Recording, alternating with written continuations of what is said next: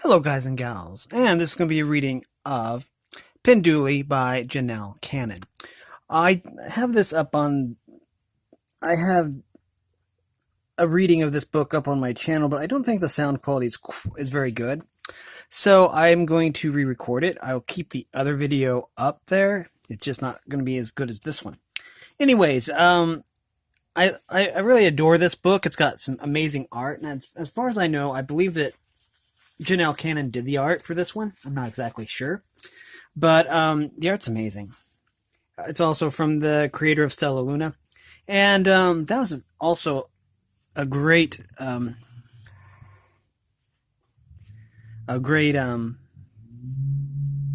story, too. I've not actually read the Stella Luna book, but I have seen the movie. And I bet it's pretty close to the thing, I think. The book, I think. Anyways, as you can see, the art is amazing. The quality probably isn't all that great on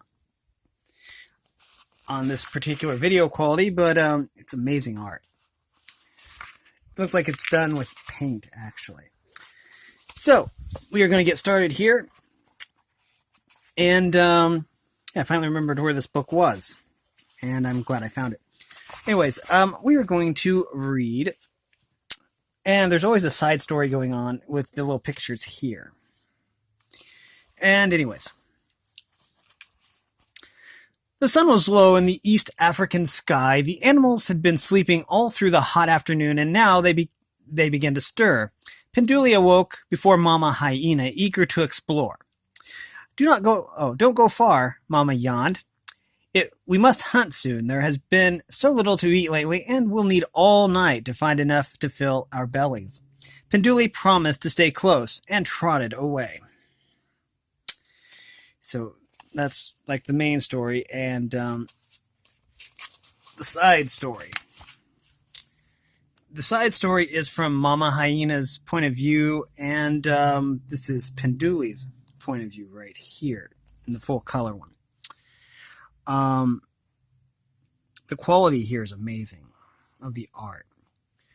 As Pinduli passed the water hole, she spied sleepy animals in the brush. She sniffed the air, which was rich with its exquisite and mysterious smells, but something was not so exquisite or mysterious. It was the smell of dog. Pinduli's sharp ears picked up the soft pounding of pads on the dirt. She spotted a pack of wild dogs at play on a faraway ridge. And then they saw her. So there she is walking away from Mama Hyena. And there she is watching the wild dogs at play. Okay, let's see. Oh, there's Mama Hyena. She's still resting. And then this is, like I say, the art is exquisite. It's very rare to see art that is this exquisite and that has this much character. The leader dashed towards Pinduli. The others trailed behind and yelped. Watch out, dog. It's a hyena. Just a shrimpy one, dog scoffed, coming closer.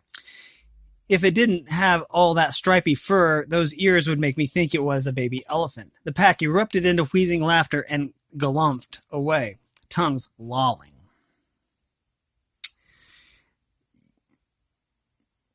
Again, the art is amazing here. And, okay. And, okay, let's see. This is Mama Hyena, I guess calling for Pinduli, but she's kind of far away, apparently. Pinduli had never given thought to her ears. Were they really that big? She just let them fall flat against her head. Plip, plop. I can hardly hear now, Pinduli thought, but she kept her ears down. And these are Aard Wolves, actually, and I think that they're related to hyenas. But I'm not exactly sure. I'll have to do more research on that. Fine. And then there's Pinduli, Mama Hyena rather, looking for Pinduli, trying to pick up her scent. Ahum! A rustling voice came from the scrub. Ahum! Pinduli whirled around a lion. The little hyena poofed her mane and suddenly looked twice her size. She was sure that she was mighty fierce. But Lion just calmly looked her up and down. Then he leaned his old scarred face nearer and said, "That prickly fringe hardly becomes you, young lady." Pinduli's mane flopped as she hurried away. She had never given a thought to her coat. Was it really so straggly? Okay, so there's Mama Hyena searching for Pinduli, and then there's Pinduli encountering the lion with her mane all puffed out. Okay. Now apparently zebras. Pinduli circled back to the water hole, waded into the pool, and let the water soak into her fur. She figured that when the water ran off, her coat would lie flat. No more prickly fringe. Zebra and two friends strolled over, their brown eyes glinting at the sight of a soggy little hyena. Pinduli didn't like their amused look. She tried to lower herself deeper into the water and disappear, but she was too late. And there's Pinduli, Mama Hyena, looking for Pinduli. I think those are probably her tracks. And there's zebra legs and Pinduli in the water.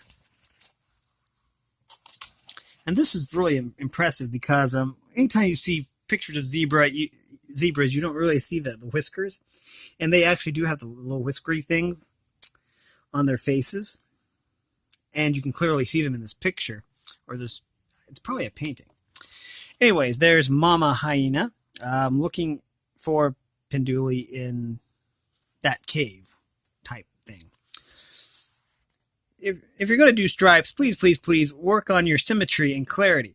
Good grooming, not soaking, will take some of the unpleasant haziness out of your patterns, whinnied Zebra.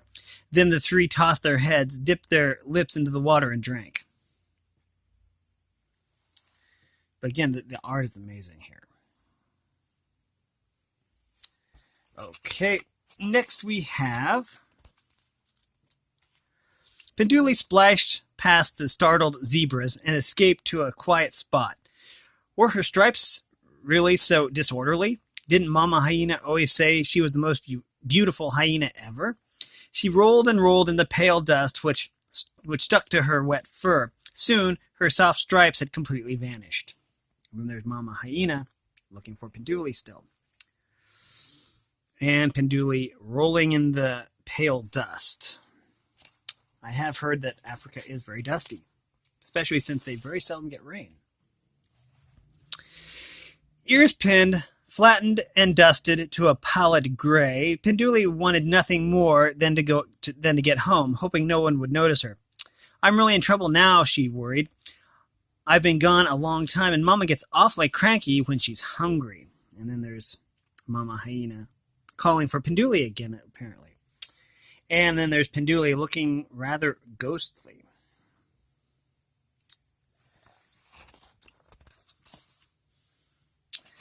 As she headed back to the rocky den, she saw a lion, zebra, and dog, along with his rowdy pals, hanging around the waterhole. A few wildebeest were there, too, for an evening drink. My, it's busy here tonight, thought Pinduli, edging away from the others. No luck. The animals turned to see who was coming.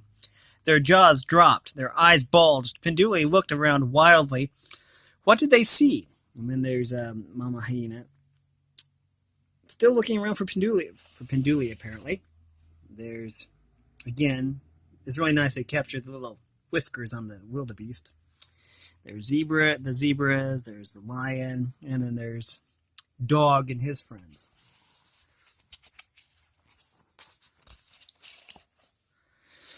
A ghost, the animal screamed. An evil spirit is upon us. And they jumped and ran. Where? Where? Cried Pinduli as she raced behind them. Feet pounding and dust flew. And no one answered. There's Mama Hyena still looking for Pinduli. Apparently she encountered some wildebeest, otherwise known as Gnu, G-N-U, but the G is silent. Anyways, there's the animals trying to get away from Pinduli because they think she is a ghost. Okay. The terrified crowd tore through thorny brush, over craggy stone, and horrified found themselves at a dead end in the small canyon. They screeched to a halt, huddling closely as they turned to face their worst fear. There is Mama Hyena, and apparently she found a warthog den. Pinduli probably isn't in there.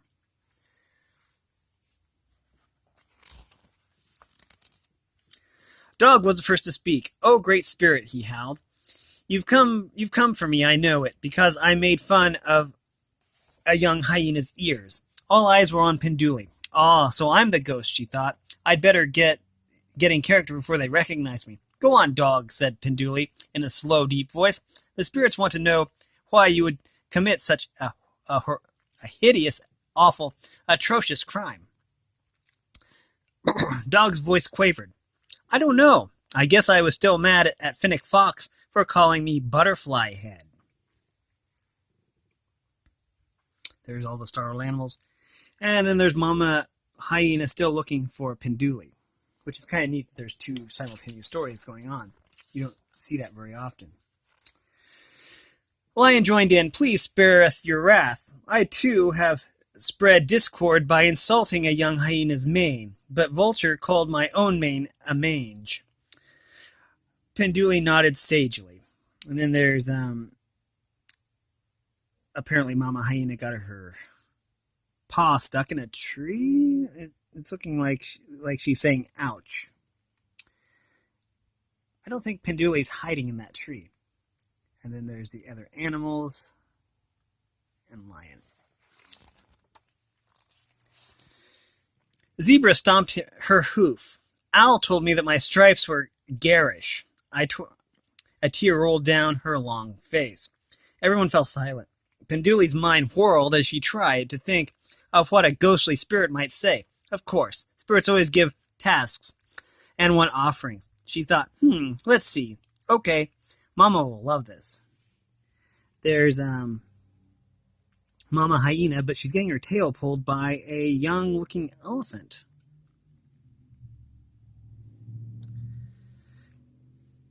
And then there's Zebra. Okay. "In order to appease bad spirits, you must find your tormentors and make peace," Pinduli called out with authority. And also, leave a bit of every meal as an offering. If you do this, I shall never return." She turned and glided away on her tiptoes, trying not to smile. Thank you, called the creatures. "We will do as you say." Out of sight, Pinduli raced home. And then there's Mama Hyena, and she's really upset, looks like, or sad. And then there's Pinduli looking all smug while the animals are like, "Oh, wow, the spirit's finally gone." "There you are," cried Mama Hyena as Pinduli galloped up to her. "You look awful." Pinduli was so glad to be home again. It was worth getting in trouble. She didn't even mind the 5 baths it took to get the dirt out of her fur. In fact, it took all night to get Pinduli looking like a beautiful hyena again.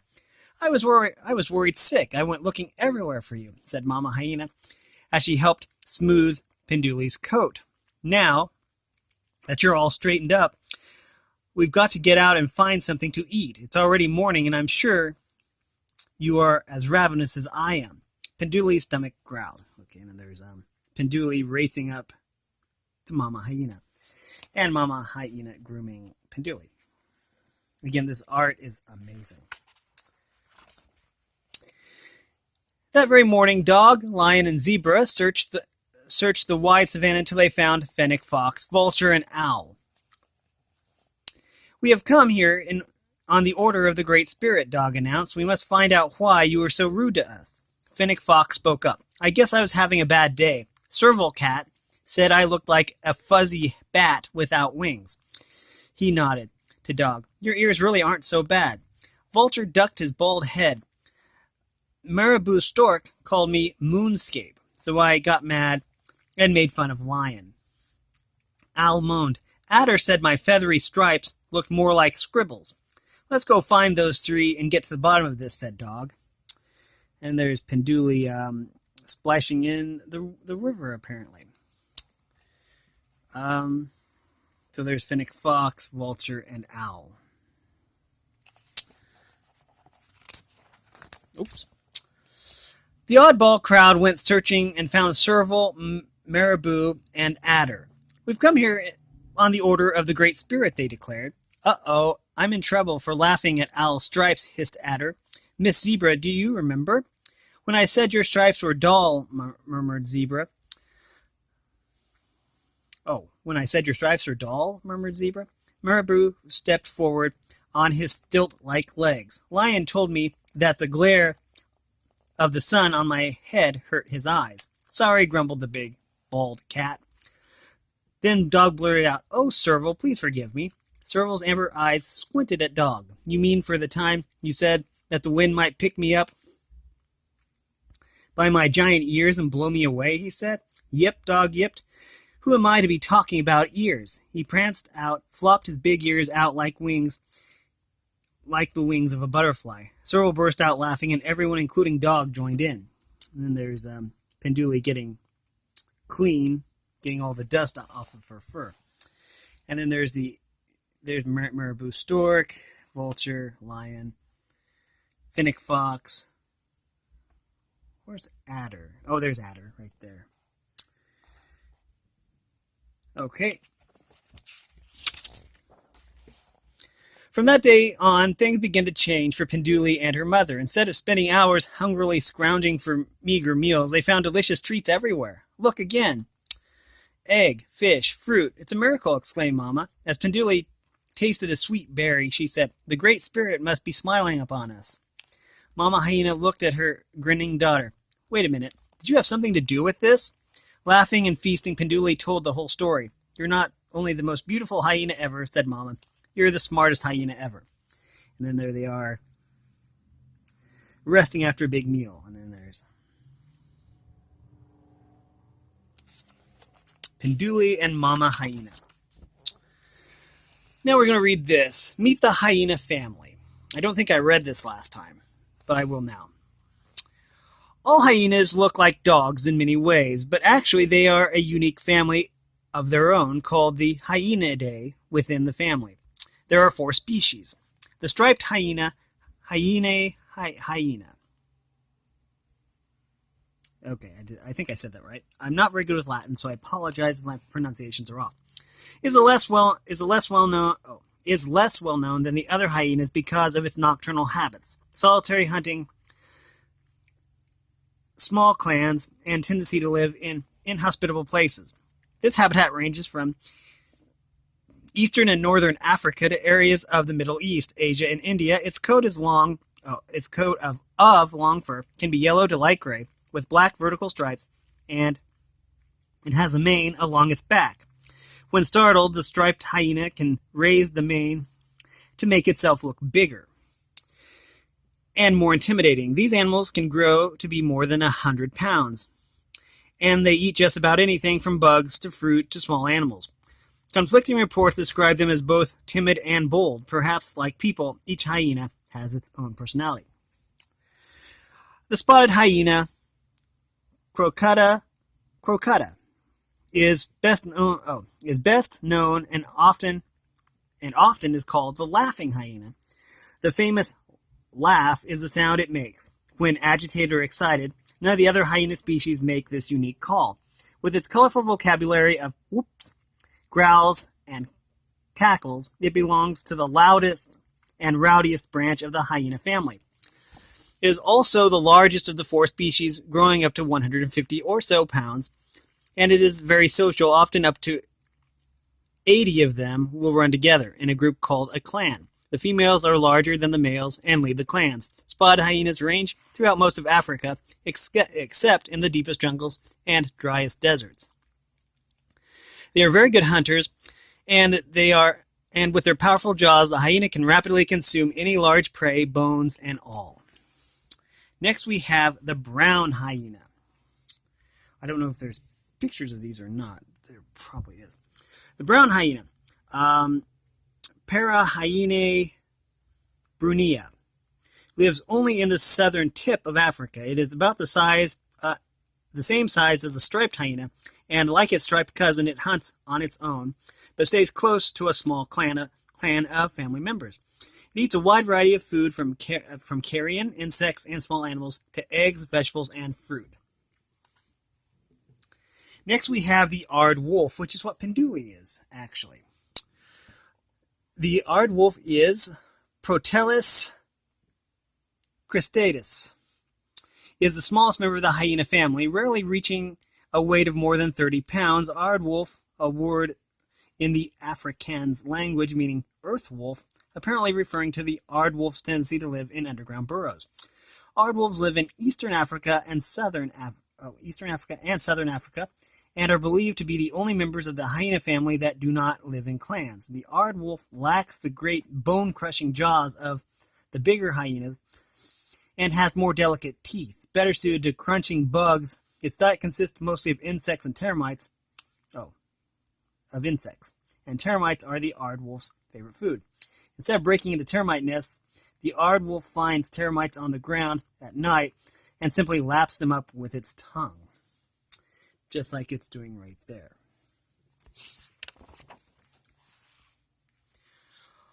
Why are some animals bald? The marabou stork, the vulture, the marabou stork and the vulture are meat-eating scavengers. To get enough to eat during the typical vigorous competition for a carcass, they move quickly and aggressively, which makes for a messy meal. After eating, the bird will groom its feathers. It can reach every part of its body, but its head. If these birds had feathery heads, they'd have a terrible time trying to clean their matted plumage. Being bald helps them stay clean and healthy.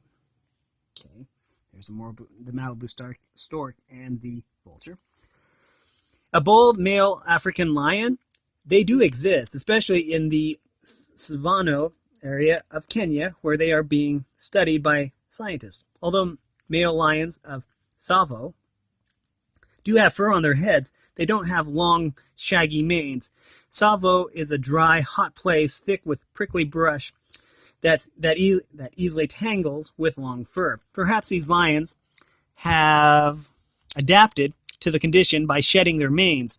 Being less bulky and conspicuous, this may allow the male lions to be stealthier hunters. Throughout Africa, male lions sport a wide variety of manes. Colors can range from golden blonde to dark brown. Some have thin, short manes and receding hairlines, while others have long, shaggy mop tops. Why are others striped? Many wonder why zebras have such a bold black and white display. Some say that when a herd of zebras is disturbed by a predator, the wild pattern of stripes creates a dazzle effect that confuses their pursuers. Others guess that the zebra stripes provide unusual air conditioning in the sweltering climate where it lives. The black stripes draw in the hot sunlight, while the white stripes reflect it, creating a cooling air current between the zebra's whole body. It is possible that the variation between the stripes of different zebras are a way for them to attract and identify each other. The African eagle owl, and the adder are predators, and they use their stripes to hide themselves when they hunt. These stripes also help these creatures to stay hidden from other predators. The owl's feather stripes mimic the patterns of tree bark, while the adder stripes blend with leaves and rocks on the ground. I guess that makes sense. And why the big ears? The Cape hunting dog, fennec fox, and serval have big ears in common. They all live in a hot, dry climate. While keeping cool is a high priority, large ears are great heat radiators. As the blood circulates in the broad, thin ear surface, body heat dissipates, lowering the animal's temperature. All three animals are predators, and keen hearing is necessary to locate prey. They can swivel their huge ears to zero in on the soft sounds their prey makes in tall grass or rocky terrain. While Cape hunting dogs hunt in packs and often take larger prey, the fennec and serval are solitary hunters and that depend heavily on a diet of rodents, reptiles, and insects. And that's that. This has been a reading of, that's the cast of characters. This has been a reading of Pinduli by Janell Cannon. beautiful art, beautiful story, and it's been a pleasure to read this book again. The sound quality should be better on this one than on the previous one, and I included the bonus content. So, yeah. Anyways, if you like this content, make sure you like and subscribe, ring the bell so you know when I upload. And if you'll support me in any way, all that information will be in the description below. As always, thanks for watching, everyone, and have a great day.